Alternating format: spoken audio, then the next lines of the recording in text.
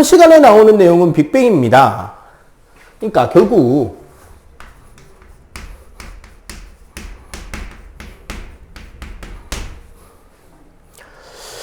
사람들이 먹고 살 만큼 뭔가를 벌어들이기 시작하고 소득이 여유가 생기잖아요. 그럼 뭐 하기 시작하냐면 그때부터 좀 더 추상적이고 근원적인 거에 대한 탐구를 시작해요. 그리스 시대 때도 원소가 뭔지 따졌던 것처럼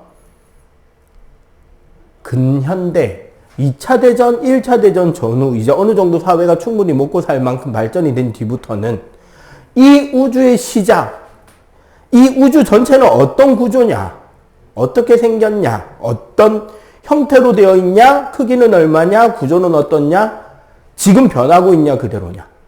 왜? 지금 현재를 알아야 미래를 알 수 있죠. 맞지? 그리고 미래를 추론하기 위한 가장 좋은 방법은 뭐를 보면 되죠? 과거를 보면 되는 거야. 옛날에 어땠고 지금 어떠니까 앞으로 어떨 것 같네. 맞지? 그래서 우주의 과거에 대한 궁금증을 가지기 시작해요. 최초의 우주에 대한 토론은 이겁니다.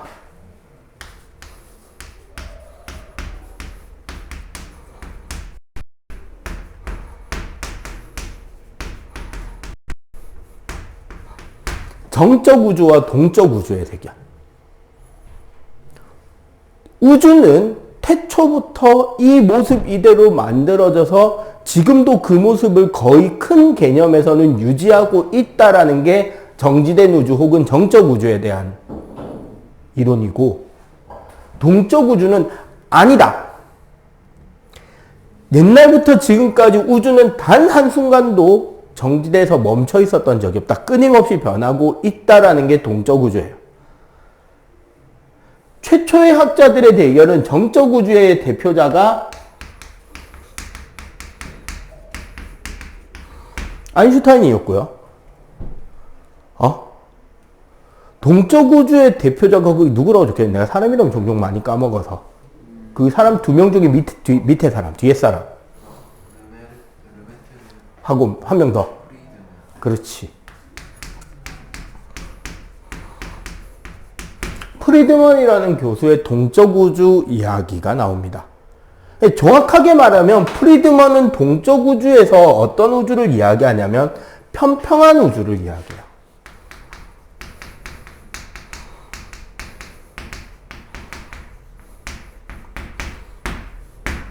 무슨 소리냐면 이게, 자, 중학교 3학년 때 여러분들 역학적 에너지 개념 배웠죠?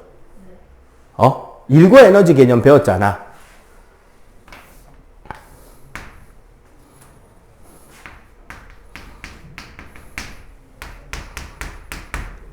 시간이 지나면서 우주의 크기가 어떻게 변하냐에 대한 고민에서 아인슈타인의 정지된 우주는 어떤 이야기죠? 태초부터 시간이 진행하는 동안 계속 일정한 크기를 유지하고 있다가 정적 우주로. 어떤 이상적인 크기가 있을 것이고 그 크기 상태로 지금 그대로 존재하고 있다. 거기에 대해서 프리드먼의 동적 우주, 다이나믹 우주는 이런 이야기를 합니다. 태초의 우주가 만들어질 때 우주의 밀도에 따라 미래가 바뀐다는 이야기를 해요. 예를 들어서 밀도가 너무 크다면 한 점에서 팽창하기 시작하면 물질들끼리 서로 멀어지는 과정이잖아요. 그 만율력으로 끌어당겨지고 있는 물질들이 서로 멀어지려면 일을 해야 되지. 일을 하다 보면 팽창하려고 하는 운동 에너지가 점점 감소할 거 아니야. 그래서 팽창하려는 운동 에너지를 모두 다 소비했는데 만유인력이 남으면 그때부터 뭐 하기 시작할까? 서로 다시 끌어당겨져서 끌려 들어가서 다시 한 점으로 모이겠지. 한 점에 모이면 충돌을 하고 온도가 올라가고 압력이 증가하고 에너지가 증가해서 다시 팽창하는 거야. 그래서 밀도가 너무 높으면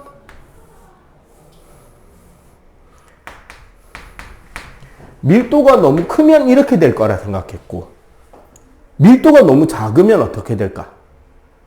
팽창할 대로 쫙 팽창해서 더 이상 중력이 닿지 않을 만큼 멀리 떨어졌는데도 운동 에너지가 남은 상태야. 그럼 어떻게 돼? 무한대로 날아가 버리겠죠, 그대로. 끊임없이 가속하면서 무한대로 날아가는 밀도가 너무 작을 때의 우주에 대한 이야기도 했는데, 프리드먼이 생각한 평평한 우주는 어떻게 보면 아인슈타인이 말한 정적 우주론에 가깝기도 합니다.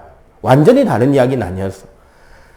아인슈타인이 생각한 아주 이상적인 밀도 어딘지 모르겠지만 이 두 밀도의 딱 경계선이면 뭐가 가능할까? 완전히 팽창되는 순간 서로 잡아당기는 만유인력도 닿지 않을 만큼의 위치로 딱 갈 수 있다면 어느 정도 이상적인 우주의 크기에 무한 접근해가는 우주가 되겠죠. 여기를 평평한 우주라 그랬어요.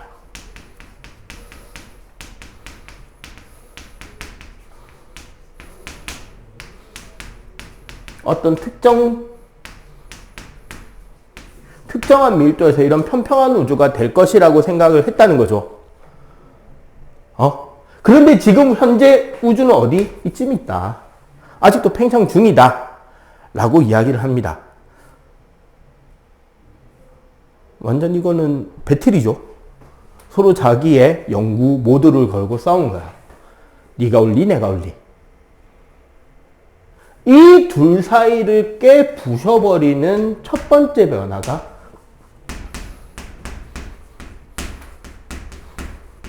허블의 연구야. 2차 대전 때, 2차 대전 전후로 1차 대전이 끝나고 2차 대전이 일어나기 전 그 사이 기간 있잖아. 그 기간에 세계에서 가장 강력해진 국가는 미국입니다. 사회랑 떼놓을 수가 없어가지고. 1차 대전 때 미국은 세계 1차 대전이 일어나고 있는 연합군과 연맹국, 특히 연합군 쪽에 자원 창고 역할을 해줘요. 식량을 팔고, 금속 자원을 팔고, 화석 연료를 팔고 하다가 초기 공산품을 팔기 시작하죠. 총알이라던가 총이라던가. 그 대금을 원래는 뭐로 받아야 돼? 금으로 받아야 되잖아. 근데 전쟁 중일 때 제일 부족한 게 돈이잖아요. 그러니까 미국은 뭐로 받느냐? 땅으로 받아요. 북아메리카 대륙에 있던 프랑스나 영국의 식민지를 받아들이기 시작합니다. 미국 땅이 동부 해안에서부터 점점 중앙을 지나서 태평양 연안까지 오게 돼요. 그쯤 한 지역이 나 멕시코 안 하고 미국 할래 하면서 미국 편을 들면서 독립선언을 해버립니다. 그게 텍사스거든? 그럼 멕시코 입장에서는 화가 날까 안 날까? 화가 나겠지? 그래서 띠발 하면서 전쟁을 칩니다. 미국하고. 미국이 이겨요. 왜? 1차 대전도 무기 생산을 하다 보니까 생산 기술이 좋아졌어. 무기 성능이 너무 좋아져 버린 거야. 그래가지고 전쟁에 이기면 뭐 할 수 있느냐? 진놈한테 야 우리 전쟁하는데 돈 얼마 들였으니까 돈 내놔 할 수 있어요. 그래가지고 새로 땅을 더 받습니다. 텍사스 옆에 있는 아주 넓은 땅을 하나 통으로 받아요. 그게 현재의 캘리포니아예요. 그리고 그 캘리포니아에 금광이 터지죠. 뭐 시간이 더 지난 뒤에 텍사스에서는 기름이 터지기도 합니다만 일단 캘리포니아에 금이 터져요. 그게 이제 영화나 그런 거 보고 우리 서부 영화라는 거 있잖아. 카우보이들이 말 타고 와서 권총 들고 빵야빵야 총싸움 하는 그 영화. 그 시대가 그 시대입니다. 먼 과거가 아니야. 그래봐야 1800년대 말 1900년대 초야. 그렇게 하고 그 어마어마한 금부를 미국은 고스란히 과학에 투자해버립니다. 과학과 기술에. 그래서 세계에서 가장 큰 천문대를 만들고 가장 큰 천체만 환경을 만든 뒤에 허블이라는 학자를 초빙해요. 허블을 천문대장으로 삼고 이 허블이 재밌는 걸 봅니다. 여기서는 이제 여러분들 중학교 3학년 때 배운 거, 2학년 때 배운 게 이제 싹 나와요. 시험에는 되게 간단하게 물어볼 거야. 근데 맨 처음에 이론 배울 때는 조금 요 부분은 좀 들어가면서 왜? 학교 선생님이 통합과학 이 파트를 누가 가르치느냐가 핵심이거든. 너희들 나중에 3월 달에 학교 가서 그때쯤에 대해서 내가 다시 이야기해 줄 건데, 통합과 이제 과학 선생님이 수업을 들어오시잖아. 두 분이 들어올 수도 있고, 네 분이 들어올 수 있어요. 두 분이 들어오면 무슨 소리냐? 물화생지 선생님 중에 보통 물지, 화생 요렇게 끊어가지고 단원을 앞에서부터 순서대로 가는 게 아니에요, 통합과학은. 그래서 파트를 쪼개서 들어갑니다. 보통 물리나 지구과학 선생님이 들어오면 물리, 지구과학을 하고 화학이나 생물 선생님이 들어오면 화학, 생물 파트를 해요. 근데 이제 자기 전공인 과목이 있고 자기 전공이 아닌 과목이 있잖아. 학교 선생님은 물화생지 선생님으로 있으니까 통합과학 선생님은 없어요. 자기 전공 과목은 빡세집니다.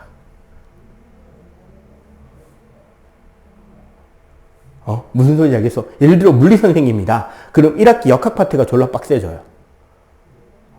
재수 없으면 물 1 문제가 막 날라와요. 심할 경우 물 2에서도 문제가 날라와요. 여러분들한테 나오는 학습지도 그렇게 날라가요. 이제 나중에 학교 가게 되면 혹은 학교 배정받고 보통 입학하기 전에 방중과제 해가지고 프린터 나눠줄 수도 있거든요. 영어 수학은 나눠주는 케이스가 많고 가끔 과학도 나눠주는데 나눠주면 나한테 들고 오세요. 어느 정도를 요구하는지는 나도 봐야 되니까. 그리고 수학 나오면 수학 선생님한테 보여주는 게 맞습니다. 알겠지? 영어 나오면 영어 선생님들이 있을 거 아니야. 영어나 수학 선생님들한테 보여드리는 거예요. 자, 어쨌거나 허블은 그 망원경으로 우주의 딥스카이, 성단 성운을 관측하면서 성단 성운 안에 있는 변광성을 활용한 거리 재기를 합니다. 여기서 지구과학 파트 선생님이면 이제 빡세게 가르치고 물리 파트 선생님이 하면 대충 가르쳐요. 요 내용은. 변광성을 이용한 거리 재기가 무슨 이야기냐면 변광성이라는 별 이름 들어본 적 있어요? 변광성. 어떤 뜻일까? 변광성.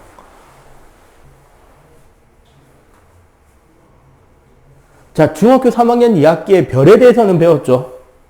밝기 등급이 있잖아. 그지? 겉보기 등급, 절대 등급도 배웠죠. 기억 안 나냐?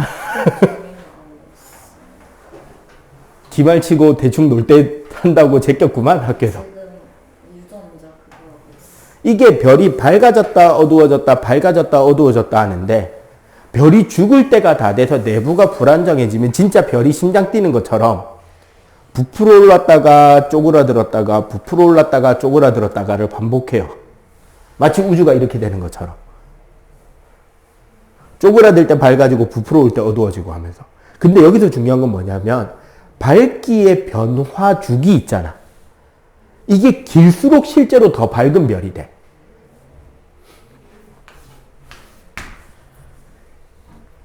밝기가 이렇게 올 때 요 주기로 뭐를 재냐면 절대 등급을 재고 이 밝기 변화의 평균값으로 우리는 겉보기 등급을 재요. 그럼 겉보기 등급 재고 절대 등급 쟀으니까 뭐가 나오죠? 이 별까지의 거리가 나와요. 그 결과 우리가 그 전까지 허블의 연구 전까지 성단이라고 부르고 있던 성운이라고 부르고 있던 상당수가 외부에 있는 은하계라는 게 밝혀집니다. 플러스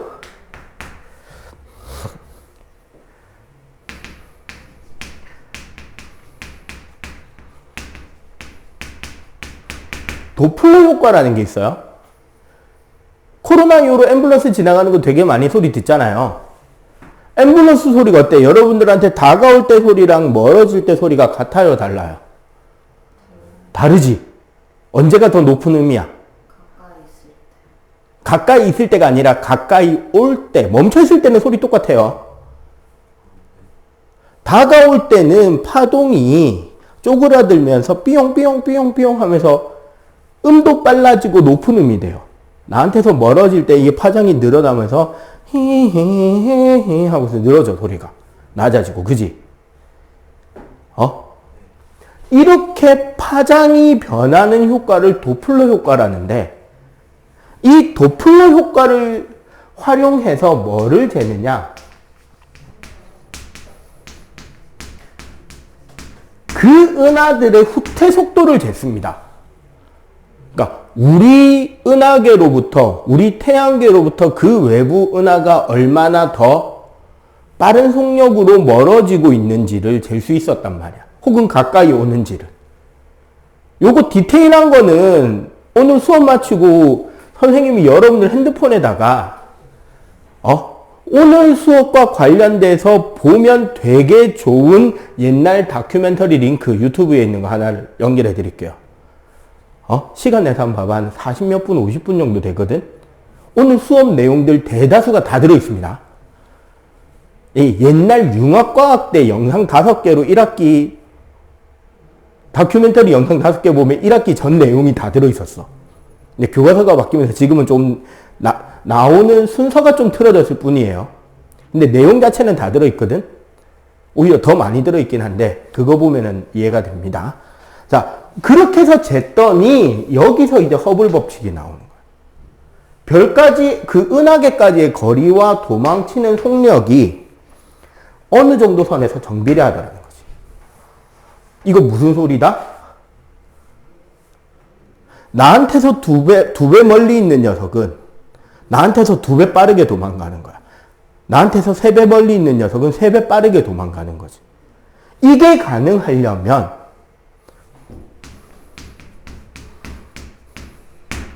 요게 허블 법칙이거든요.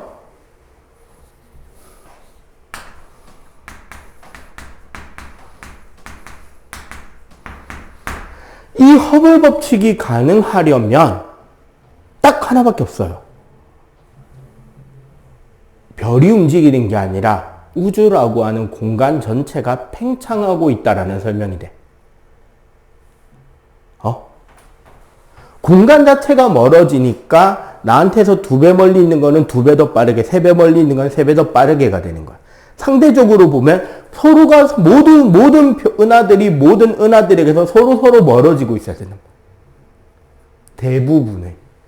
자, 항상 강조합니다. 과학에서 옳은 것을 고르시오, 틀린 것을 고르시오 하는데 모든이라는 기본 그 단어가 들어있는 보기는 맞는 보기다, 틀린 보기다? 무조건 틀린 보기입니다. 모든 은하가 멀어진다 그러면 끄어야 돼요. 아닌 거야. 참고로 맨 처음에 허블이 발견한 안드로메다 은하는 가까워지고 있어요. 시험에 이 은하를 물어보진 않아. 근데 모든 은하는 멀어지고 있다 하면 틀린 보기라는 건 알고 있어야 된다는 거지. 자, 요 허블 방정식 V는 HR이라는 이 도플러 효과에 의해서 자, 아까 앞에 말한 정지된 우주와 동적인 우주 중에 누구 말이 맞다? 그치. 프리드만은 동적 우주가 맞다라는 결론에 다다릅니다. 아인슈타인은 여기에 대해서 한 소리 하죠. 정지된 우주가 맞는데 그 신양반 실수하셨구만. 대책 없죠. 자, 어쨌거나 멀어진다, 팽창한다까지가 확정이 난 상태에서 통합과학의 내용이 시작이 되는 거예요. 요 앞부분 내용이 생략되어 있거나 학교 선생님들에 따라서 간단하게 설명해주고 재수없으면 문제를 한 문제 던지거든. 어디서 던지냐? 요걸로 던집니다. 자, 멀어지는 속력은 거리에 비례하고 비례상수가 허블상수다라는 공식이잖아요. 근데 이 공식에서 제일 중요한 게 이겁니다. 허블 상수의 역수는 뭐가 되죠? 속력분의 거리가 되잖아. 우리 거속시에서 속력분의 거리는 뭐를 뜻하죠? 시간이죠. 그럼 여기서 말하는 허블 상수의 역수, 속력분의 거리는 뭐가 된다? 시간. 무슨 시간? 우주의 나이가 됩니다. 왜? 지금 봐봐. 현재 가장 이렇게 은하들이 팽창해 가고 있잖아. 그리고 그 거리에서 그 속력으로 멀어지고 있다는 소리잖아. 그러면 그 시간만큼 거꾸로 돌리면 어떻게 되죠? 모든 우주에 있는 천체들은 점에 모이죠. 맞지? 빵 터지는 순간부터 현재까지의 시간이 허블 상수의 역수로 나타난다는 거고. 그러면 여기에서 만약에 이거에 예를 들어 허블 상수의 광속을 곱하면 뭐가 된다? 우주의 나이에 빛의 속력을 곱하면 어떤 개념이 될까요?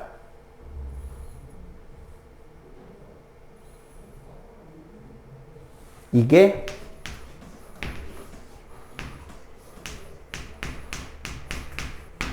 우주의 크기죠. 맞지?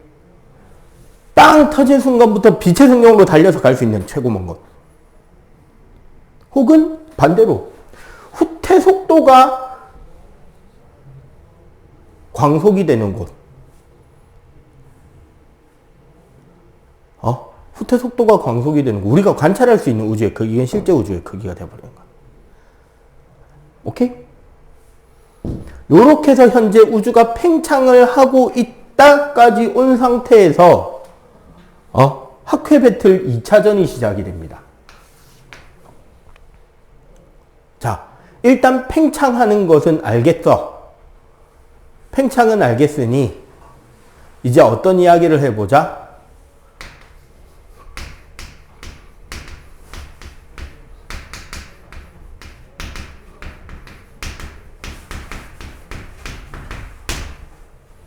어떻게 팽창하는가? 팽창은 하니까 어떻게 팽창하는가에서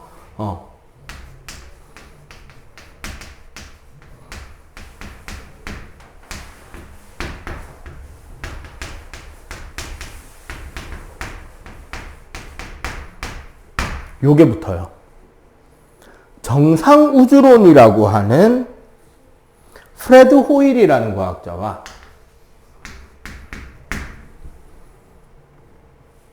대폭발 우주론을 주장하는 조지 가모프라는 학자의 2차전이 펼쳐집니다. 둘의 가장 큰 차이는 이거예요. 프레드 호일의 정상 우주론은 정확하게 말하면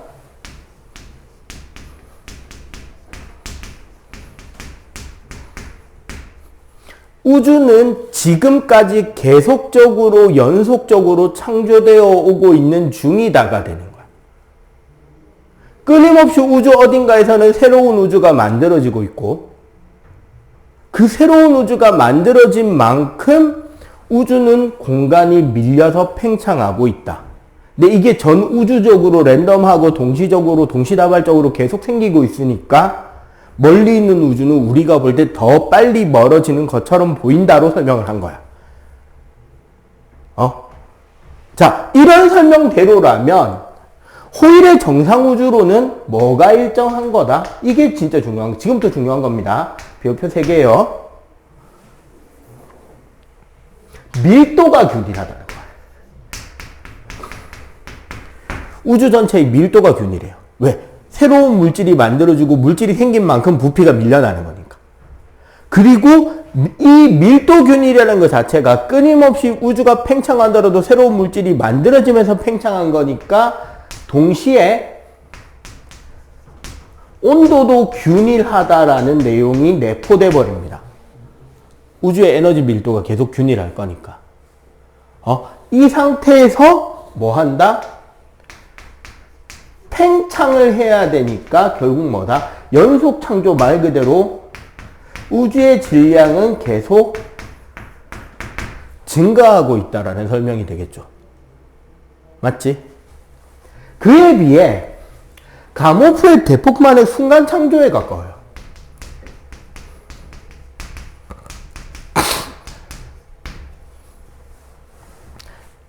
빵 하고 터지는 순간 시간과 공간과 물질도 없던 곳에 모든 물질의 기운본이 될 수 있는 에너지가 단 한 점에 엄청난 초고온 초고압의 상태로 모여있던 게 빵 터지면서 쫙 펼쳐져 나가고 있다는 소리야. 그러면 얘는 결국 뭐가 균일해야 된다? 전 우주에 질량이 균일한 겁니다. 총 우주가 가져야 되는 총 질량, 총 에너지의 양이 일정한 거야. 그 상태에서 팽창을 하니까 어떻게 된다? 밀도는 떨어지겠죠. 그리고 이 밀도 감소가 동시에 내포하는 개념은 뭐도 포함이 된다? 역시 온도가 낮아지고 있다는 이야기를 하는 거야.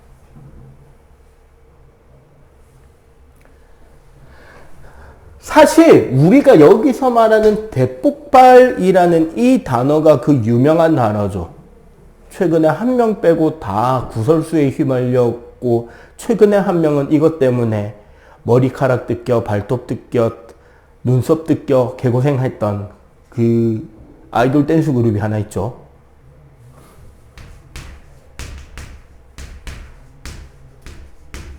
빅뱅. 사실 이 단어를 먼저 쓴 사람은 호일입니다.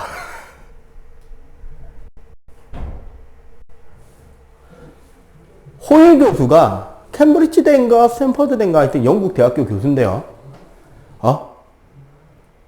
BBC 라디오 인터뷰에 나가서 가모프 놀리는 용으로 쓴 단어가 빅뱅이에요.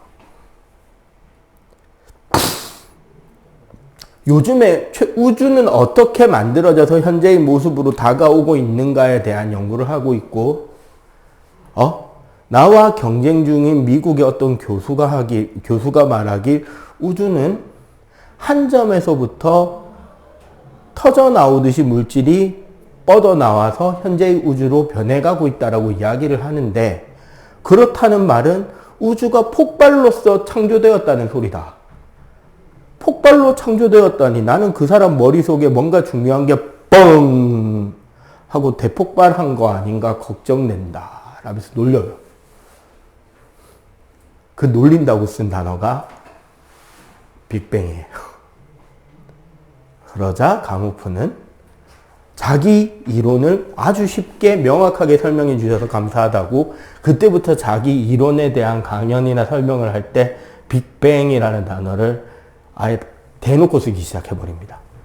인식이 확 오겠죠. 여기서 가장 큰 문제가 가모프 이론이 맞으려면 두 가지가 증명이 돼야 돼요. 뭐냐면 첫 번째가 배경 복사.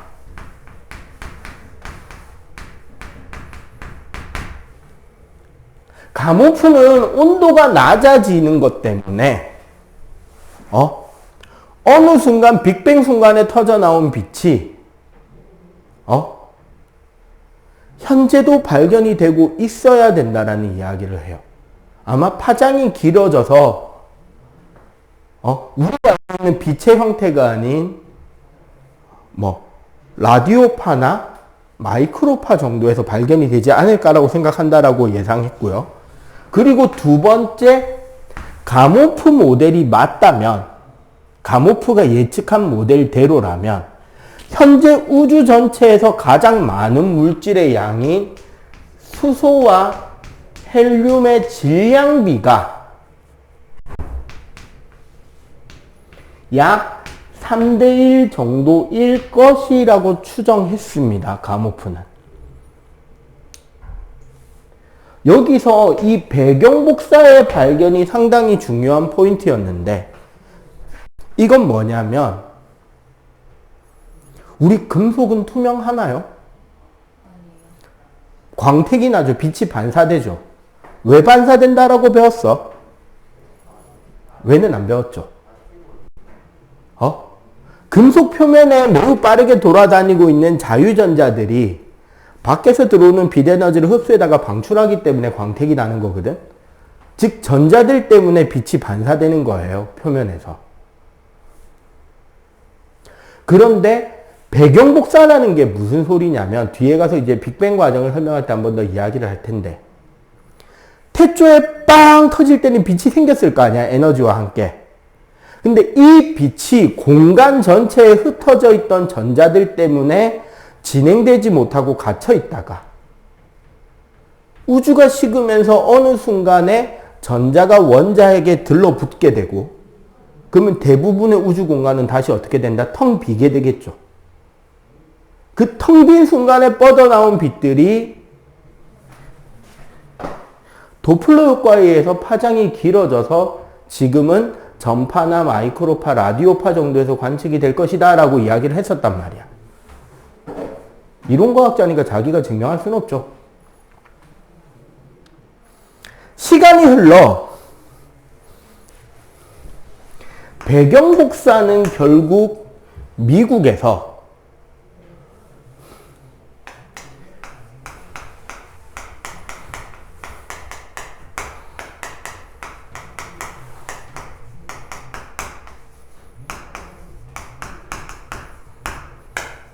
펜지어스 윌슨 연구팀이 라디오 통신에 대한 연구를 하다가 발견해버립니다. 무선 통신 연구하다가 찾아요. 그 뒤에 아마 넘어가서 진도 나가다 보면 이 사람이 쓴 안테나, 소라뿔 모양의 안테나 사진이 있을 거예요. 그리고 얘는 어떻게 발견이 되냐면,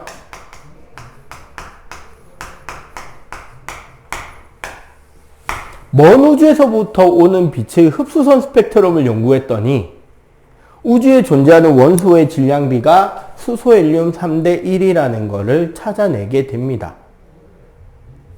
그래서 이 둘의 대결에서도 가모프 쪽이 맞았다라는 게 증명이 돼요. 참고로 재미있는 건 이 두 명의 대립 때도 아인슈타인은 틀립니다. 아인슈타인은 호일을 지지했다고 합니다. 연속으로 틀린 몇 안 되는 케이스죠, 아인슈타인이. 현재 그래서 이제 잠깐 쉬었다가 계속 설명을 해 갈 건데요. 요거 이제 간단하게 정리를 하시고, 지금부터 그럼 우리가 배우는 빅뱅 과정에 대한 내용 설명은 누구의 이론이다?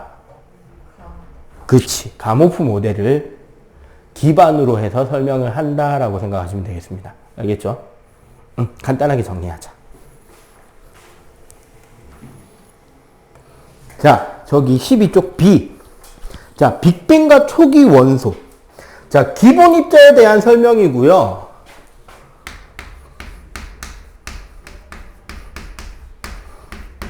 사실 지금부터 설명하는 이 기본 입자들이 빅뱅에서부터 나온 순서입니다. 그러니까 최초 빅뱅이 터진 직후에 나오는 게 기본 입자라고 부르는 쿼크라는 아이들과 경입자, 우리가 렙톤이라고도 하는데 쿼크와 경입자들이 생겨요. 각각 6개씩 있는데 우리가 다 기억할 필요는 없고, 쿼크에서는 기억해야 될 게 2개가 있습니다. 참고로 이제 쿼크에는 up, down, 위아래죠, 쉽게 말하면. 그 다음에 참, strange. 이게 옛날에 융합 때 한글로 적으면서 진짜 개그였던 쿼크들이죠. 참은 매력적인 쿼크, strange는 야릇한 쿼크라고 불렀어요. 그때쯤에 나왔던 영화가 닥터 스트레인지였거든. 야릇한 의사 막 이렇게 놀려대고 그랬단 말이야. 그 다음에 탑, 바텀. 자, 요렇게 6개의 쿼크가 있는데 그 중에서 우리가 사실 기억해야 되는 쿼크는 앞에 거 2개입니다. 업 쿼크랑 다운 쿼크. 얘네들의 특징은 뭐냐면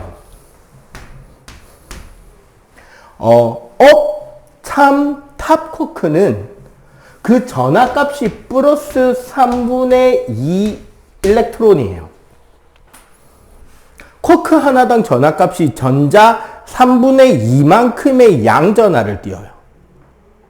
우리가 원래 전자 하나의 전하량을 기본 전하라고 이야기를 하는데 그게 성립 안 하는 유일한 단계가 이 쿼크 단계입니다. 그리고 다운 스트레인지 바텀 쿼크는 마이너스 3분의 1 일렉트론의 그러니까 전하량을 가져요. 자, 경입자도 6개가 있습니다. 뭐냐면 우리가 소위 말하는 일렉트론, 전자, 뮤온, 타우라고 하는 3개의 경입자가 있고요. 그리고 이 3개의 경입자에 대한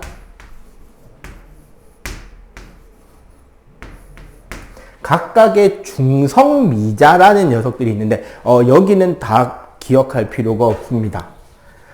여기서 우리가 기억해야 되는 거는 전자 하나고요. 전자 하나만 기억해 주시면 되고 나중에 물리원을 할 친구들은 상대성 이론 들어가면 뮤온 입자라는 게 나와요. 요거는 나중에 물원 특수상대론에 가면 나옵니다. 이 뮤온이라는 입자가 있습니다. 얘네들은 어떻냐면 전하값이 위에 3개는 마이너스 2, 즉 전자 1개분만큼 마이너스. 밑에는 내가 아까 뭐라 그랬죠? 중성미자라 그랬죠.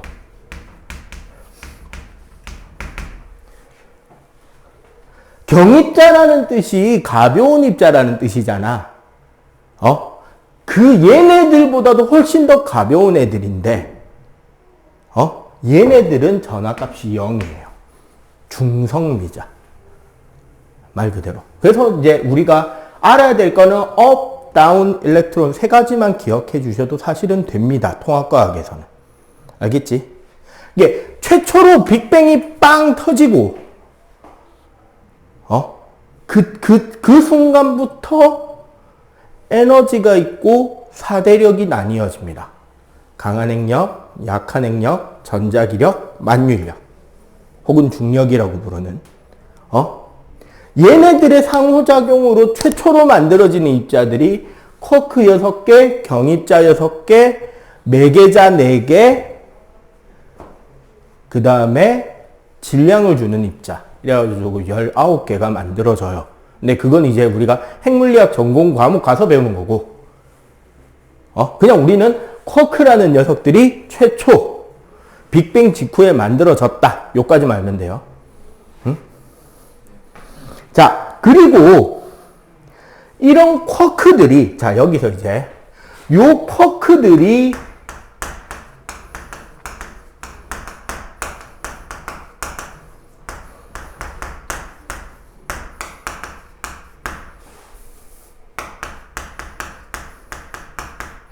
강력 혹은 강한 핵력이라고 하는 강한 상호작용으로 핵자가 되거든요.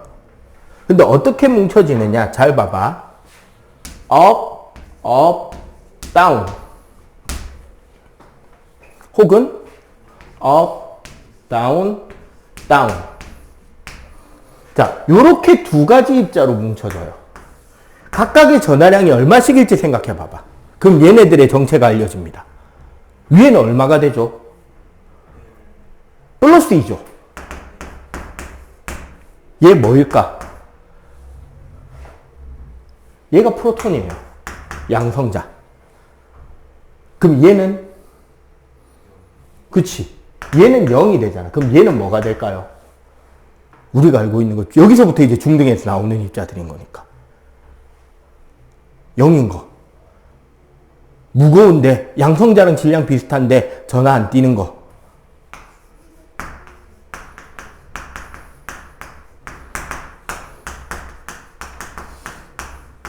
얘네들이 양성자, 얘네들이 중성자가 되는 거야. 빅뱅 이후에.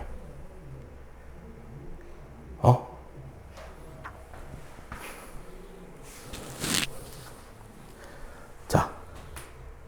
그리고 이제 이 양성자와 중성자가 합쳐지면 원자 핵이 될 거고요. 이 원자 핵에 여기서부터 쭉 온 전자가 합쳐지면 뭐가 되죠? 원자가 되죠. 맞지? 이 원자들이 결합하면 분자라던가 뭐가 된다. 이제 우리가 말하는 물질이 되는 거잖아. 그럼 사실 뭐도 가능해요. 여기서부터 열을 가해서 에너지를 가해서 분해하기 시작하면 백으로 갈 수 있죠. 여러분들이 태어나서 얼마 안 됐을 쯤일 거예요. 2000년대 말, 2010년 초반. 딱 여러분들 태어났을 해쯤이지, 그러면은. 태어나서 한 3살, 4살? 그쯤에, 블랙홀 만드는 실험한다, 빅뱅 실험한다, 우주 멸망할지 모른다는 헛소문이 돌았던 엄청난 실험을 한 적이 있습니다. 그 이제 스위스 프랑스 국경선에 있는 CERN이라고 세계에서 가장 큰 실험 도구인 강입자 가속기에서 이 입자들이 정체를 확인하는, 그러니까 말 그대로 양성자나 중성자를 어마어마한 스피드로 가속시킨 뒤에 전자석 속에서 그 에너지로 충돌시켜서 얘를 깨버렸어요. 양성자와 중성자. 이렇게 깨버리면 진짜 이 안에 있는 이 쿼크 입자들하고 경 입자들이 팍 터져 나올 거 아니야. 그거를 캐치해서 최초 빅뱅 순간에 어떤 일이 있었고 어떤 에너지가 어떤 상호작용으로 결합해서 이렇게 핵이 되어 왔는지를 확인하는 실험을 했던 적이 있었지. 그때 뭐 지구 멸망하는 거 아니냐고 헛소문 들고 난리 났었습니다. 자, 기본적으로 그럼 무슨 물질을 분해하면 원자가 되죠. 원자를 분해하면 핵과 전자가 되고, 핵을 분해하면 양성자, 중성자가 되고, 양성자나 중성자는 쿼크라는 녀석들로 구성이 되고, 전자는 얘네들보다 훨씬 가벼운 경입자에 속하는 입자입니다. 이러니까 우리 중학교 때 배운 요 내용이 연결이 되는 거야. 봐봐. 양성자와 중성자와 전자에 대해서 우리 중등 때 보통 배우는 내용이 전하량이 얘는 플러스 1, 얘는 0, 얘는 마이너스 1. 요게 상대적인 값인 건 알겠죠? 여기서 얘가 되잖아. 플러스 2, 제로, 마이너스 2. 그런데 얘네들의 질량비가 전자를 1이라고 칠 때 양성자는 1836 정도, 중성자는 1837 정도나 돼요. 그래서 우리는 얘를 1이라고 치고 얘를 1이라고 치면 얘는 뭐가 돼버리죠? 1800분의 1이라서 0이 돼버리죠. 그리고 요 두 개를 합한 거를 우리가 질량수 혹은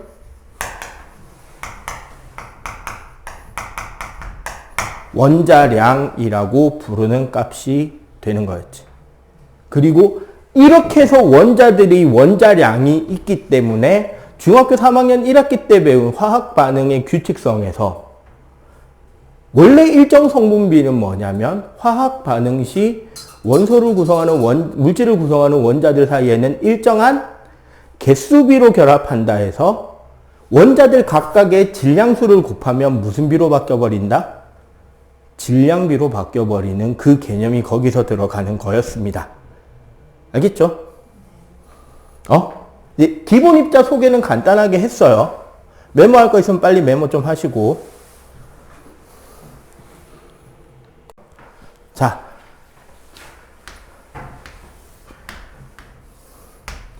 초기에 급팽창이라 그래가지고 초반에 확 퍼지는 저 빅뱅에서 기본 입자 생성 저 사이는 10의 마이너스 10승초가 걸려요.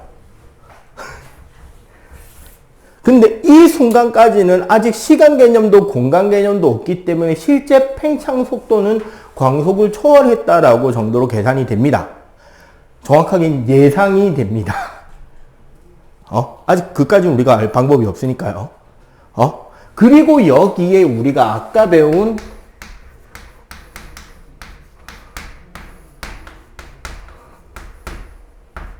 쿼크와 전자들이 생기겠죠. 응? 자, 우주가 점점 팽창해 가고 있고 가모프 이론대로 뭐 우주는 점점 어떻게 될 것이다? 온도가 높아지나 내려가나. 에너지가 봐봐. 빅뱅 순간에는 모든 우주의 물질과 에너지가 다 점에 있었어요. 근데 얘네들이 빅뱅 후에 쫙 흩어지고 있단 말이야. 그럼 온도가 높아질까 낮아질까? 에너지가 흩어지니까. 그렇지. 우주가 팽창하면서 온도는 계속 떨어집니다. 현재의 우주 온도까지. 자, 이렇게 쿼크와 전자가 있던 시대에서 이제 뭐가 출현한다? 양성자와 중성자가 나오는데, 그리고 뭐 전자는 그대로 전자로 존재하겠죠. 자, 여기서 중요한 게 뭐냐면 초기의 양성자와 중성자의 생성비는 1대1, 그러니까 8대8이었어요. 그리고 여기서 아까 선생님이 여기 적어줬던 거에서 여러분들이 기억을 살짝 떠올려 보신다면 양성자가 무거웠어요? 중성자가 무거웠어요? 중성자가 1 무거웠습니다. 그게 의미가 있는 게요. 너희들 혹시 이 공식 본 적은 있죠? 물론 이때 나온 공식은 아닌데 훨씬 나중에 나온 공식인데, 나중에 나온 공식이긴 한데 설명하려면 이 공식이 가장 적합해서. 무슨 공식이에요?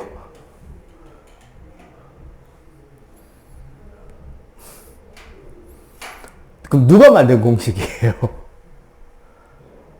본 적은 있는데 뭔지는 모르겠다, 그치? 이게 아인슈타인이 말하는 질량 에너지 등가 원리에 대한 식입니다. 그러니까 질량 변화량에 광속의 제곱을 곱하면 뭐에 에너지 출입이 되거든요. 그러니까 봐봐. 양성자와 중성자가 이때도 이제 계속 서로 왔다리 갔다리 하거든요. 양성자가 중성자로도 바뀌고 중성자가 양성자로도 바뀝니다. 그런데 이 과정에서 양성자가 중성자가 될 때는 흡열 반응이고,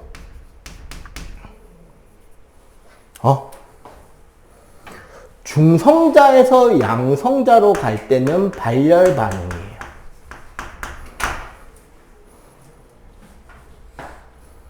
우주가 식고 있어.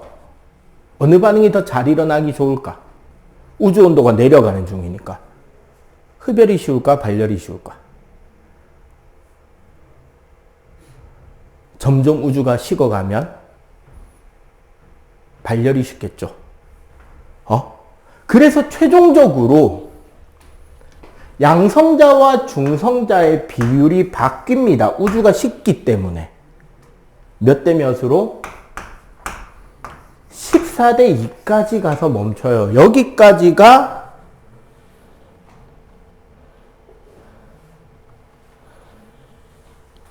삼분이 걸립니다.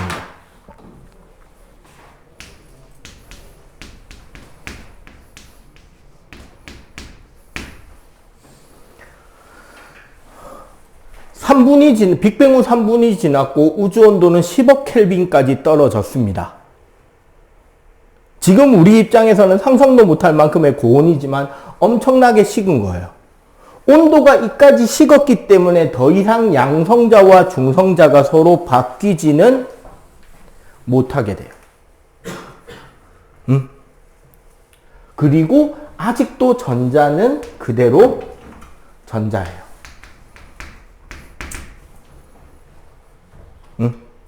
그리고 여기서 자 봐봐. 요거 자 지금부터 산수 잘해야 됩니다. 중성자 두 개와 양성자 두 개가 합해지면서 원자번호 2번 질량수 4짜리 헬륨 핵이 생겨요. 여기 두 개가. 그러면 남은 양성자 12개는 뭐가 될 거다? 양성자만 남아있으니까 1에 1짜리 수소 원자 핵이 돼버리죠. 요게 몇 개? 12개가 생겨요. 개수비로는 12대 1이지. 그런데 문제는 뭐다? 헬륨의 질량수가 4잖아. 양성자 2개, 중성자 2개라서. 그래서 질량비가 몇 대 몇이다? 3대 1인 거야. 수소 헬륨비가 3대 1이 되게 바뀌고, 아직 전자는 계속 전자였어요. 자, 그리고 제일 중요한 시점이 드디어 다가옵니다. 빅뱅 후 38만 년. 우주의 온도는 3000 켈빈까지 떨어져요.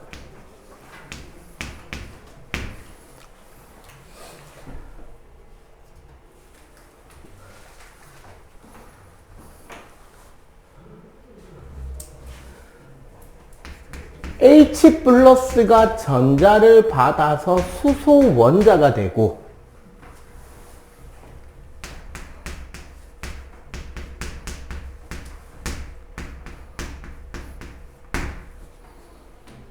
수소와 헬륨이 만들어집니다. 드디어 비로소 뭐가 원자고, 자 여기서 줘요. 여기는 자 헬륨 원자 핵이 형성이 된 시점이고요. 38만 년이 넘으면서 드디어 원자가 만들어집니다. 우리는 참고로 38만 년 이전의 이 상태를 뭐라고 가리키느냐? 여기를 플라즈마 상태라고.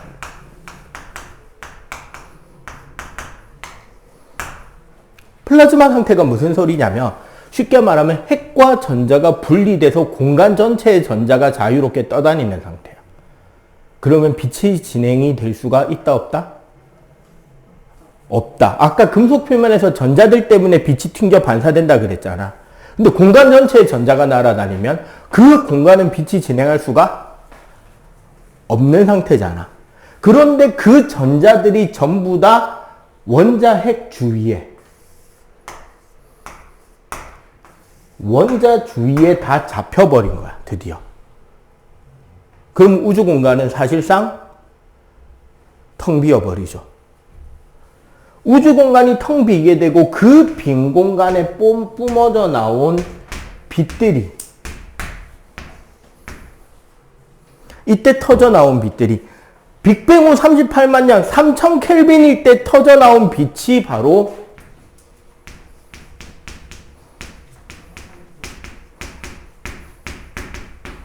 우주 배경 복사인 거죠.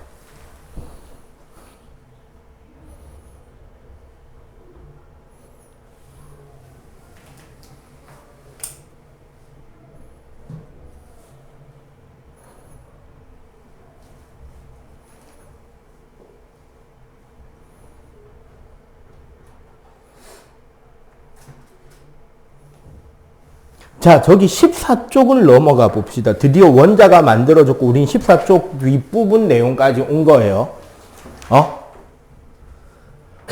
전자들 때문에 플라즈마 상태라서 빛이 진행이 되지 않다가 드디어 핵 주위에 전자가 잡히면서 빛이 뻗어나오는 배경 복사가 시작이 되고, 가모프는 얘가 3000켈빈에서 현재는 수켈빈으로 예상했고요. 펜지어스와 윌슨, 저 옆에 안테나 사진 봐봐. 14쪽에 보면은 왼편에 그 사진 작은 거 있죠? 저 안테나 사진을 통해, 저 안테나를 통해서 전파가 잡힙니다. 정확하게는 지지지지지직 하는 잡음이 잡혀요. 이건 여러분들 지금 집에 갈 때 뭐 타고 가요? 버스? 부모님 차? 여러분 집에 가는 길에도 들을 수 있어. 이 우주 배경 복사는. 어떻게 들으면 되느냐? 카 오디오 있죠. 자동차에 오디오, 그 라디오 되잖아요. 잘 안 듣긴 하지만 요즘에 거진다. 라디오에 그 FM, AM 밴드를 AM으로 맞추고요. 주파수 수동 조작으로 방송 안 나오는 중간 주파수 영역 있죠. 방송하고 방송 사이에. 그러면 지지지지지지 하는 잡음 잡히잖아. 그거예요. 지금 잡히는 게 그 잡음 소리예요. 펜지어스 씨는 벨 연구소에서 무선 통신에 대한 연구를 하는데 안테나를 작동시키는데 이상한 잡음이 들리는 거야. 아직 전파라는 것들을 인공적으로 만들어서 활용하고 있는 최선두 연구소가 지네들인데 지네들이 만들지 않은 전파 잡음이 안테나에 잡힌 거죠. 주변에서는 안테나나 그런 전파를 쓰는 그런 것도 없는데 이게 뭘까 하면서 잡음들을 커팅하기 시작합니다. 노이즈 캔슬링 기술 있죠. 요즘에 이제 이어폰에. 그거 어떻게 하는 건지 아냐? 노이즈 캔슬링? 어떻게 하는 거냐면 우리가 이제 어떤 음성 신호가 이렇게 오는 게 있잖아. 그러면 기계적으로 그 소리를 받아서 얘를 아래 위를 뒤집은 다른 파동을 하나를 똑같이 만들어요. 순간적으로. 요런 식으로. 이게 완전히 대칭되는 소리를 하나 만들었지. 그 두 개를 합성해버리면 없어져 버려요. 그 소리가. 이걸로 옛날에 어떤 컨텐츠가 한때 되게 우스갯소리로 유행을 했냐면 MR 제거라는 컨텐츠가 있었습니다. MR이 뭐냐면 연주곡을 말해요. 응? 그 뭐 아이돌 음반이든 가수들 음반에서 가수 목소리 녹음하기 직전의 음악. 그게 MR이거든. 거기에 이제 목소리를 넣으면 AR이 돼요. 근데 MR 파일을 옛날에는 가수들 음악 CD를 사면 넣어줬단 말이야. 대표곡을. 근데 그걸 컴퓨터 미디 만질 수 있는 애들은 그거를 가져다가 아래 위 위상을 뒤집고 프로그램적으로 뒤집을 수 있으니까 그거랑 원곡을 붙여버려서 같이 틀어버리면 어떻게 된다? 원곡에 뭐가 사라진다? 악기 소리가 사라져요. 그럼 뭐만 남아? 가수 생목만 남아. 그러면 어떻게 된다? 그 가수가 가창력이 있는지 없는지 혹은 오토튠으로 목소리를 만졌는지 안 만졌는지가 티가 나요. 그런 형태로 펜지어스와 윌슨은 혹시나 주변에서 자기들이 모르는 전자기파가 생기고 있을 수 있잖아. 그래서 주변에서 나는 전자기파를 하나하나 체크해서 다 필터링해서 지워갑니다. 자기가 잡은 잡음 신호에서. 근데 웃기는 거, 필터링해서 소리를 지우면 지울수록 잡음은 선명해져 가요. 한마디로 자기 주변에서 생긴 전자기파는 아니었다는 소리죠.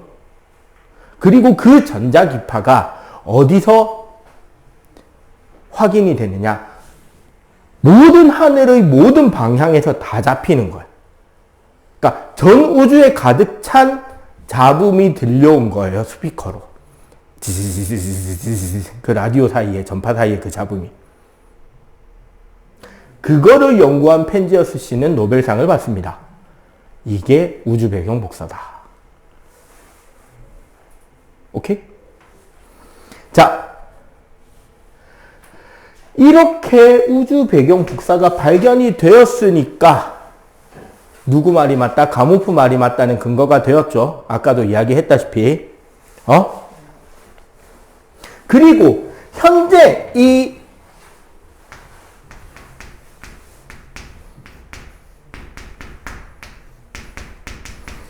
우주 배경 복사는 펜저스 윌슨의 발견 이후로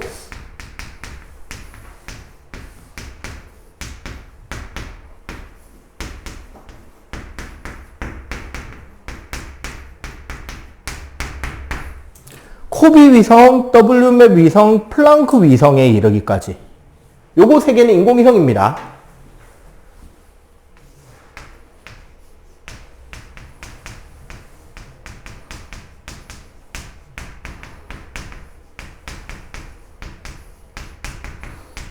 쉽게 말하면 우주에 전파망원경을 띄운 거예요. 그러면 뭐에 대한 필터링이 가능하다? 지구에서 나는 전자기파에 대한 필터링이 가능하겠죠. 그리고 지구 자기장이나 지구 전리층에 의해서 필터링 되는 그 소리, 그 잡음 없이 더 선명한 우주 잡음을 잡을 수 있겠지. 그 결과 점점 해상도가 올라가기 시작해요.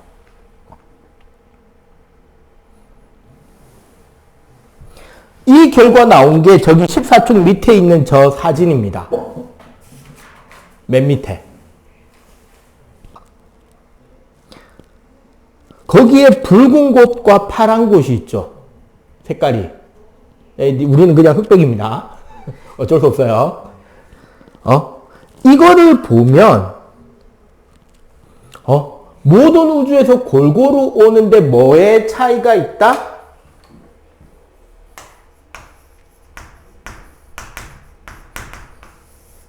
온도의 차이가 있다는 게 발견이 돼요. 가장 높은 곳과 가장 낮은 곳의 차이가 600 마이크로 켈빈. 그러니까 만분의 6도 정도 차이가 나요. 근데 그 미세한 온도 차가 결국 뭐를 의미하냐면, 아까 온도 차가 뭐랑 연결되어 있었죠? 온도가? 빅뱅 이야기할 때? 그치. 우주 밀도와 관련이 있는 거예요. 이게 우주 배경 복사를 지금도 하고 있거든요. 플랑크 위성 같은 경우 발사한 지 몇 년 안 됐어요. 내가 알기로도. 그리고 여러분들이 우주와 관련한 컨텐츠, 우주 컨텐츠들을 유튜브나 이런 데서 막 보다 보면 이렇게 생긴 구조를 본 적이 있을 거야.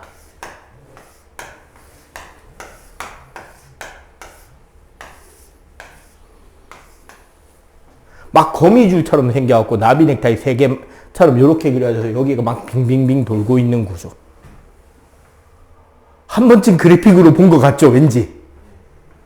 이게 뭐냐면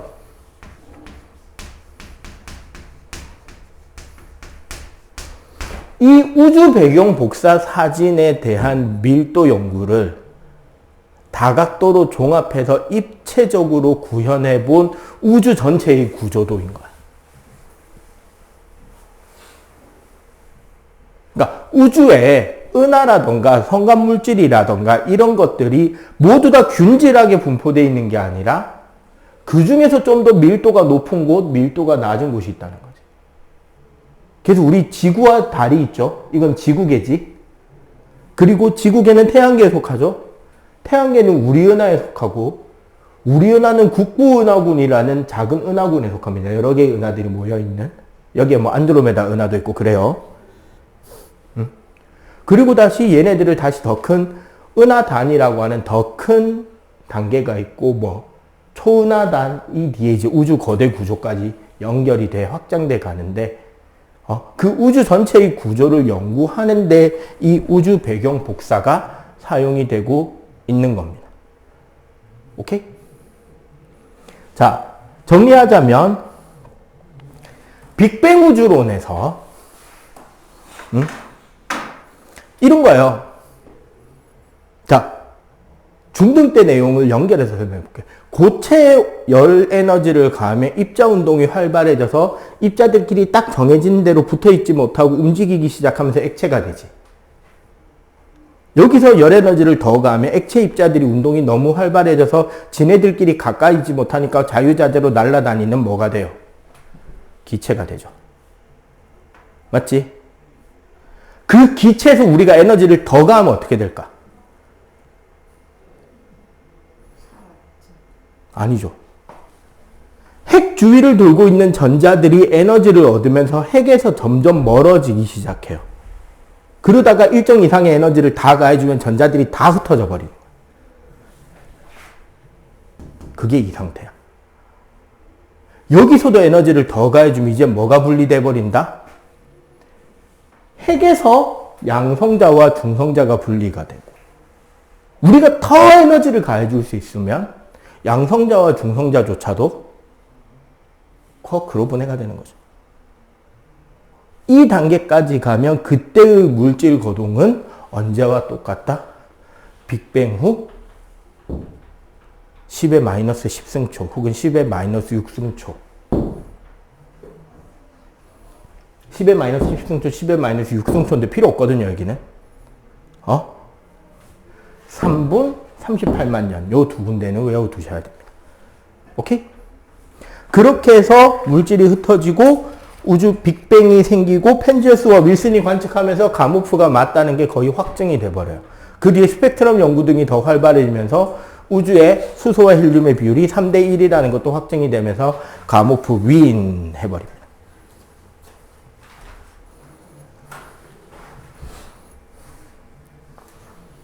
자, 요거 정리하시고 계속 설명은 이어가도록 할게요. 잠깐 쉬었다가 10시 되면 스펙트럼 이야기를 좀 하도록 하겠습니다. 정리. 자, 보겠습니다.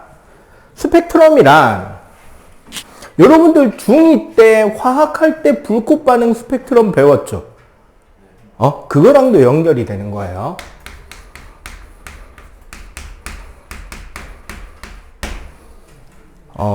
기본적으로 이렇게 생각하면 돼. 백색광, 모든 색깔의 빛이 다 포함된 빛을 프리즘에 통과를 시키잖아. 그럼 어떻게 되냐면 파장이 긴 붉은 빛이 꺾이는 경로하고 파장이 짧은 푸른 빛이 꺾이는 경로가 달라져요. 그리고 이 사이에 우리 소위 빨주노초 파남보 무지개가 생기는 거지. 왜? 요 안에 있는 전체 영역의 빛이 백색광에는 다 포함되어 있었으니까인 거야. 응? 자, 여기서 어떻다고? 붉은색 쪽이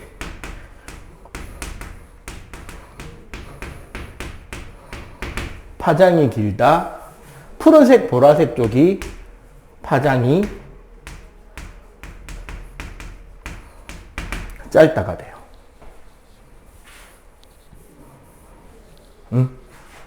그런데 생각해보면 원래 우리 파도 빛의 속력은 광속인데 중1 과정에 배우기로 얘는 주기분의 파장이라서 파장 진동수라고 그랬거든요. 그 말은 무슨 소리다?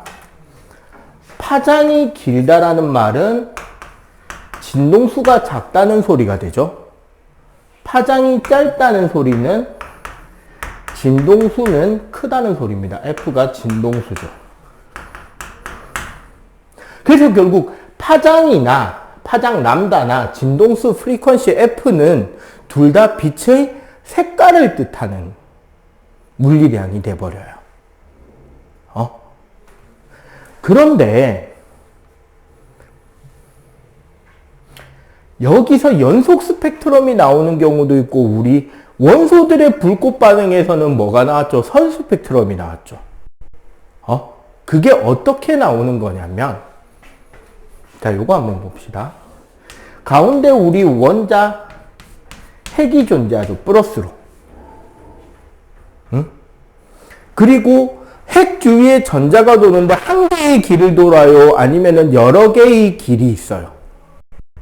혹시 이 개념도 배웠는지 한번 보자고. 전자가 우리 중학교 모델을 내가 진짜 잘못 설명하고 있다고 아쉽다고 느껴지는 게 중등 교과서 과학 교재에는 원자 핵이 있고 같은 궤도의 전자가 다다다다다다닥 돌고 있는 것처럼 그려져 있단 말이야. 이렇게 안 생겼어요. 실제로는 여러분들 주기율표에 주기 있잖아. 가로줄. 1주기에 매니에 수소 헬륨 있죠. 2주기에 리튬부터 뚜두두둑 해서 네온까지 있죠. 3주기에 나트륨부터 아르곤까지 있잖아. 이게 뭐냐면 전자 껍질 개수예요. 바닥 상태 기준. 에너지가 제일 낮은 상태 기준. 그러니까 무슨 소리다? 핵 주위에는 전자가 돌고 있는 길이 여러 개가 있다는 거죠. 제일 안쪽부터 보통 뭐 K 껍질, L 껍질, M 껍질이라고도 하고 혹은 그냥 주양자수 궤도 번호로 해서 N 이꼴 1번, 2번, 3번 따다닥 이렇게 이야기도 합니다만 기본적으로 여러 개의 껍질들이 있다고. 그런데 요 궤도에 우리는 전자가 돌고 있을 거 아니야. 그럼 우리 생각해봐. 핵과 전자 사이에는 힘이 작용하죠. 전기력이. 인력이겠지. 플러스 마이너스니까. 그럼 그 상태에서 이 전자를 바깥쪽으로 끄집어내려면 뭘 해야 될까요, 우리는? 아까 다른 거 설명하면서 이야기가 몇 번 지나갔는데 에너지를 가해줘야 돼요. 다른 말로는 일을 해줘야 돼요. 내가 일을 해준다는 말은 우리가 중학교 때 위치 에너지 같은 거, 위치 에너지 배웠잖아. 그거랑도 같은 개념이지. 내가 얘를 힘을 들여서 여기서 여기까지 일을 해줬더니 그 물체의 위치 에너지가 커졌었잖아. 물체 들어올리는 거는. 즉, 전자의 밖에서 에너지를 가해서 들어올리면 에너지가 커지겠죠. 여기서 에너지를 넣는다는 거는 뭐? 에너지 흡수를 시켜주면 바깥으로 나간다는 소리잖아. 들뜬 상태로. 그러면 이 밖에 있는 전자는 편할까 안 편할까? 여러분들 에너지는 높은 게 좋을까요? 낮은 게 좋을까요? 무조건 낮은 게 좋습니다. 여러분들도 똑같아요. 서 있는 것보다 앉아 있는 게 편하죠? 어떤 자세가 제일 편해? 생각해 봤을 때. 그치. 집에 가서 침대와 내가 한 몸이 되어 있는 완전히 바닥에 바짝 들어누운 상태. 그걸 우린 바닥 상태라고 한다고. 왜? 그게 위치 에너지가 제일 낮아서 편해. 그 위치 에너지를 키우면 그치. 끈에다 묶어서 대롱대롱 공중에 한 10몇 미터에 매달아서 봐봐. 얼마나 불안하겠냐고. 이해가 되죠? 사람하고 똑같아. 과학하고. 그럼 얘는 불안하니까 여기 있고 싶을까? 아니겠지. 그럼 어디로 가고 싶다? 원래 바닥으로 돌아가고 싶을 거 아니야. 그럼 뭐 해야 돼? 그치.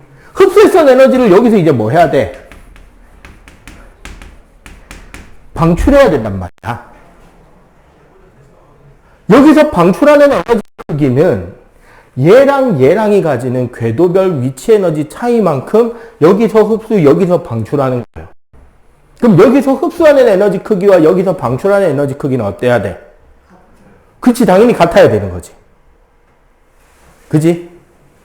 그런데, 여기서 이때 출입하는 에너지의 크기가요. 사실은 어떻게 되냐면 m제곱분의 1 빼기 n제곱분의 1. 각 궤도 변호 제곱의 역수에 비례하거든. 일단은. 역수의 차이에 비례하는데 어쨌거나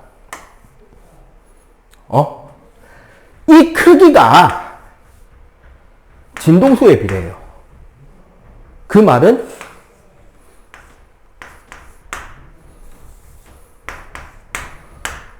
파장에 반비례한다는 소리야.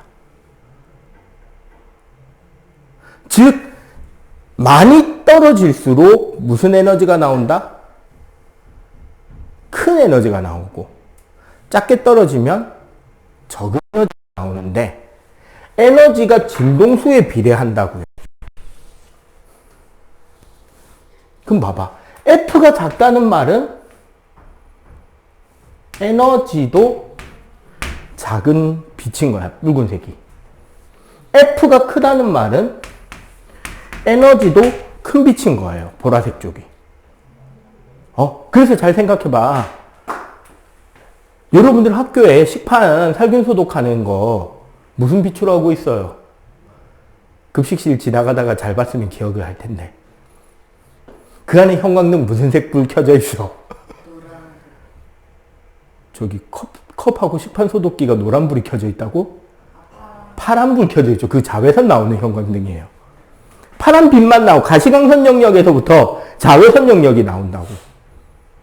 자외선을 쬐면 어떻게 되는데 사람은? 기본적으로 멜라닌 색소가 활성화돼서 피부가 타는 것도 있지만 더 심할 경우는 암세포 나고 약한 세포들은 죽어요. 타서. 그러니까 거기에 식판 살균 소독용으로 자외선을 쓴단 말이야. 에너지가 세니까. 그럼 적외선 쪽은 뭐냐? 여러분들 옛날 한참 코로나 때 삑 하고 입장했죠. 그지? 여러분들 피부에서 나오는 적외선 파장 잰 거예요. 그 파장으로 뭐를 잴 수 있으니까? 온도 잴 수 있으니까. 그리고 귀에 염증 같은 거 생겼을 때 이비인후과가 뭐 이상한 거 귀에 대고 그러시라 그러잖아. 그게 뭐냐면 적외선 빛을 통해서 우리 세포의 활성도를 올려주는 겁니다.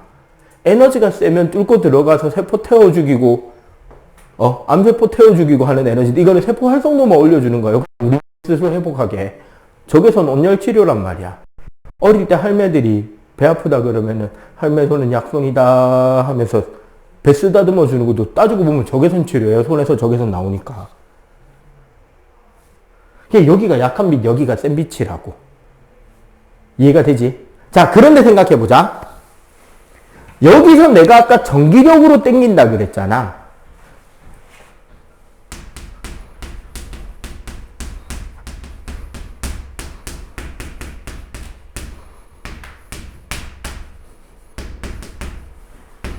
요게 쿨롱 법칙 전기력 공식이에요. 참고로 만율력하고 똑같이 생긴 겁니다. 여기서 Q1이 핵, Q2가 전자, 얘가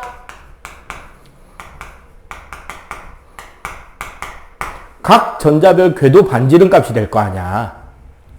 맞지? 그러면 자, 그냥 한 가지 원소라고 할 때 거리에 따라서 F의 크기는 막말로 반비례하죠. 반비례. 원래 정확하게는 여기서 이래 그려져야 되는데 그럼 우리가 이해하기가 불편하니까 거리에 반비례할 거니까 이렇게 될 거라고 생각하자고. 그럼 봐봐. 여기가 1번, 여기 2번, 여기 3번, 여기 4번이라고. 자, FR 그래프니까 요 넓이가 뭐가 된다? 1이 되는 거죠. 따지고 보면. 즉, 1번, 2번 궤도를 왔다 갔다 하면 요 넓이만큼의 1, 즉 에너지의 출입이 생겨야 된다고. 1번, 3번은 이만큼이 출입을 해야 되겠지. 지금 저기서는 1번, 3번 왔다 갔다 했으니까 요만큼의 에너지가 출입을 했다는 소리잖아. 맞죠? 근데 생각해봐. 핵의 전하량이잖아. Q1이. 그럼 원자마다 Q1 값은 다 다르죠. 원소마다.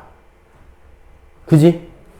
그리고 원소들 종류마다 각 전자가 도는 궤도 반지름의 크기도 다 다르겠지. 그 말은 뭐가 된다? 같은 원소 속에서도 몇 번 궤도 사이에서 왔다 갔다 했느냐에 따라서 움직이는 에너지 크기가 다를 수 있지만,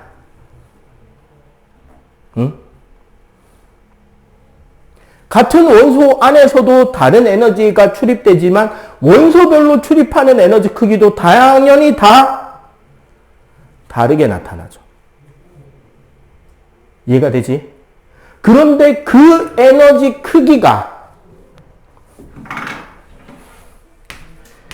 에너지가 진동수 즉 색으로 나타난다고. 이해가 돼요? 그러니까 여러분들 잘 생각해봐. 우리가 불꽃 반응했을 때는 사실상 기체 상태의 원소에서 고온으로 가열됐던 원소의 에너지 방출이잖아. 맞지? 우리 겉불꽃에서 가열시켜 놓고 색깔 보는 거잖아요. 응? 그럼 어떻게 된다? 고온의 저밀도, 보통 고온의 가스에서는 나오는 빛 자체가 뭐다? 쉽게 말하면 들뜬 상태에서 바닥 상태로 갈 때의 빛이 나오는 거잖아. 맞지? 그러면은 각각의 원소별 방출형 선 스펙트럼이 나오는 거야. 그런데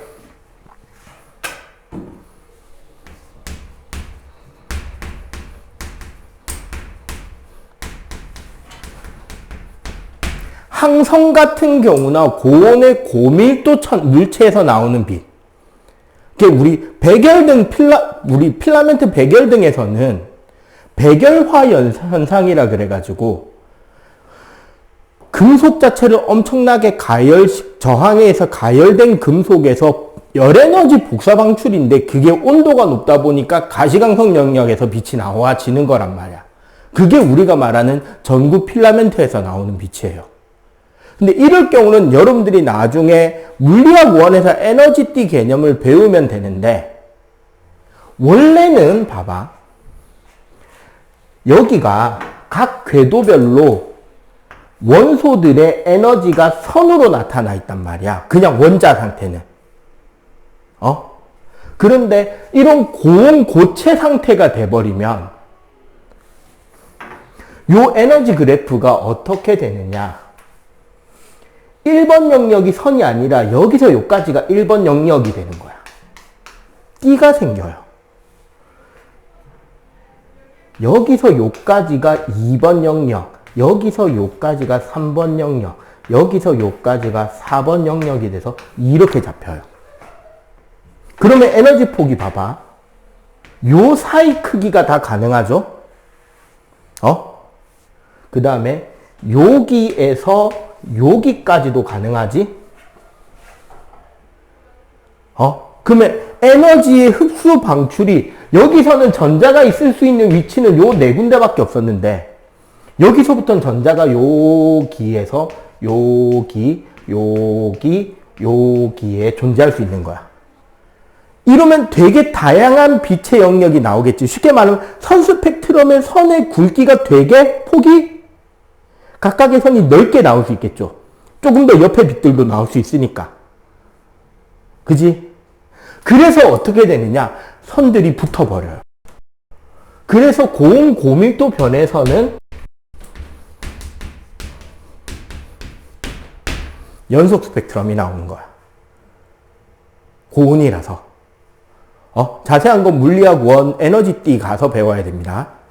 지금 더 이상 설명하기는 빡세고. 왜냐하면 에너지띠 이론 들어가려면 물리학 1의 에너지띠 이론하고 화학원의 오비탈 개념하고 들어가야 되거든요. 전자 궤도 개념. 근데 지금은 되게 가볍게만 했기 때문에 그렇게 하면 머리 아파서 패스. 그냥 고온의 고체 고밀도에서는 연속 스펙트럼이 나온다. 즉 백색광이 나온다라고 생각하면 돼요. 응? 자, 그럼 이런 생각해 봅시다.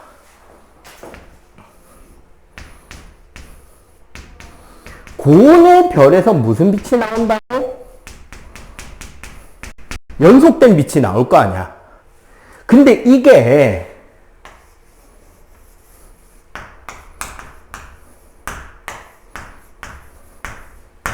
저온의 가스를 통과하면 어떻게 될까?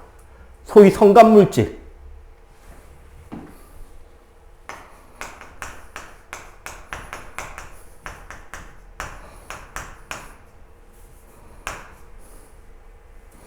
사실 성간물질은 무슨 상태일까요? 저온 상태니까. 애시당초 바닥 상태로 존재하는 전자 배치였을 거 아니야. 그 옆에 빛이 지나가니까 얘가 에너지를 흡수해서 뭐가 돼버린다? 들뜬 상태로 올라가 버리겠죠. 그럼 여기서 에너지가 올라갔다는 말은 쉽게 말하면 여기서 전자가 여기 있던 전자가 일로 간 거잖아. 그럼 이 크기의 에너지를 흡수해야 되지. 근데 아까 에너지 크기가 뭐라 그랬다? 파장, 진동수, 색깔이라 그랬죠. 이해가 되지? 그러면 얘는 뭐가 된다? 그러고 나온 빛은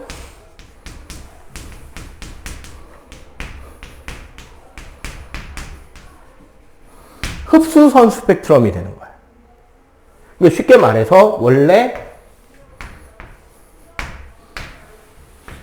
연속 스펙트럼은 여기서 여기까지 빨간, 노초, 파란, 무지개가 다 나와야 돼.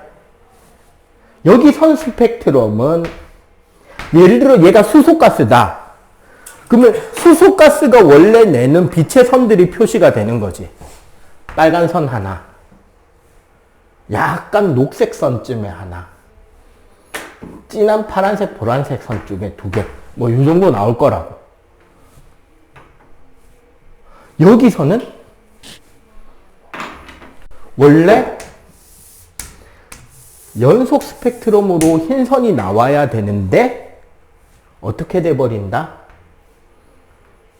아까 빨간 선 자리가 흡수돼서 끊기는 거야. 여기 연두색 선 자리가 흡수돼서 끊기는 거야. 여기 파란색 선 자리 두 개도 흡수돼서 선이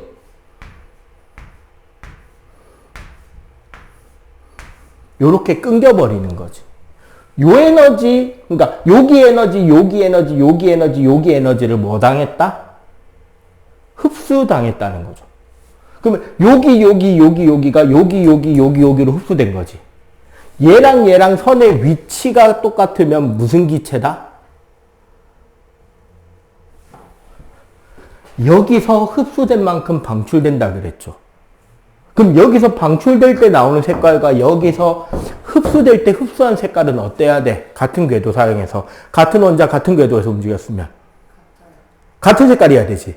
같은 색깔이라는 거, 같은 위치에서 나타난다. 아까 가모프 이론 중에 뭐가 있었죠? 수소와 헬륨이 질량비로 몇 대면? 3대 1. 개수비로는 12대 1. 별은 우리 지구에서부터 졸라 멀리 있잖아. 맞죠? 그럼 졸라 멀리 있는 이 별에서부터 지구까지 별빛이 오는 동안 우주가 아무리 텅텅 비어있는 진공이라고 해도 성간물질이나 아주 저밀도로 원자들은 존재합니다. 보통 우리가 진공이라고 하는 것은 1세제곱미터 기준으로 원자 한 개 미만을 진공이라고 불러요. 근데 우주 공간은 너무도 넓기 때문에 실제로 빛이 날라오면서 수없이 많은 기체 분자들 혹은 기체 원자들과 충돌하겠지. 그리고 걔네들한테 에너지를 뜯기겠죠. 맞지? 그 결과 여기의 흡수선의 위치를 판단해 본 결과 뭐가 나왔다? 이 성감 물질의 기체 존재 비가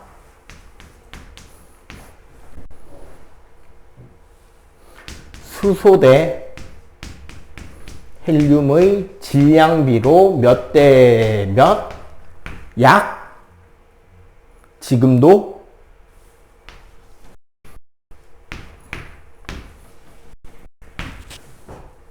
3대1이 나타나고 있다는 거예요. 지금도. 빅뱅으로부터 지금 136억 년, 138억 년이 지나온 지금도. 이걸 프라운호퍼 선이라고 해요. 프라운호퍼 박사가 최초로 발견을 했거든. 그리고 아까 허블이 후퇴 속도를 발견했다 그랬잖아요. 도플러 효과로. 그 후퇴 속도라는 게 무슨 개념이냐면 이 선의 위치가 흡수된 선의 위치가 파장이 길어지면 붉은색 쪽으로 쏠리는 거야. 흡수선의 위치가. 원래 같은 데 있어야 될 거 아니야.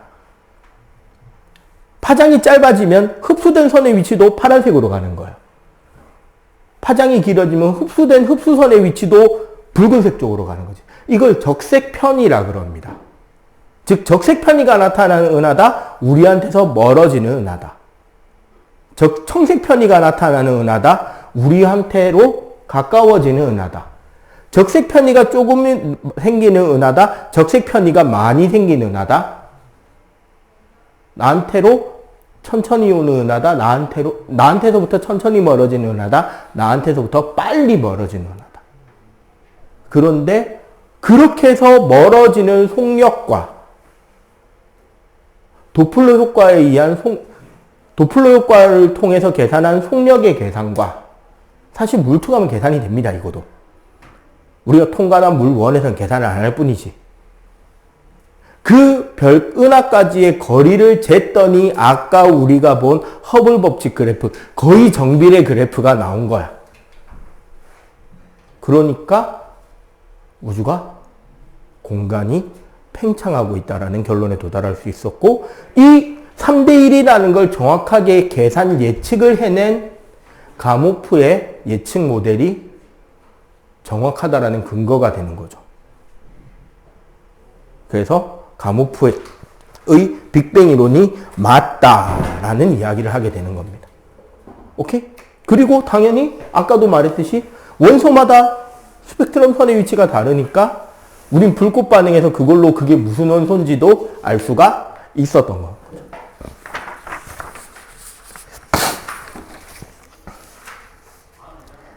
알겠습니까? 응? 그래서 사실 이것도 스펙트럼을 어디서 재느냐에 따라서 되게 다양한 걸 잴 수 있어요. 태양빛을 재는데 지표면에서 재는 거랑 인공위성에서 재는 거랑을 비교하면 그 차이로 뭐를 할 수 있게? 지구 대기를 잴 수 있죠.